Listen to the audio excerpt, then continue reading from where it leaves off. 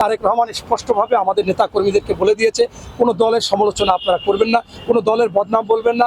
আমরা বাংলাদেশকে এগিয়ে নিয়ে যেতে চাই এবং বাংলাদেশের মানুষের কল্যাণ চাই, সেই কাজটা করবেন। অন্যদের বদনাম বললে যে সময়টা ব্যয় হবে, এই সময়টা, এই মেধাটা আমাদের কল্যাণের জন্য, ভালোর জন্য করি। তাই আমার মনে হচ্ছে এই তারেক রহমান অন্য প্রার্থীদের নিয়ে চিন্তা করতেছে না। তিনি জনগণকে নিয়ে কি করবে, জনগণের কল্যাণে কি করবে, দেশের জন্য কি করবে, এবং সেইটার ভিত্তিতে জনগণের কাছে ভোটের আবেদন করতেছে।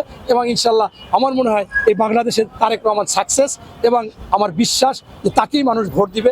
আমি যতটুকু তারেক রহমানকে দেখেছি, এই 17-18 বছর কথা বলেছি, জামাতের আমির বলেছে যে তারেক রহমানের বিকল্প তারেক রহমান। তারেক রহমান হচ্ছে জুলাই আন্দোলনের মহানায়ক, 1 নম্বর নায়ক।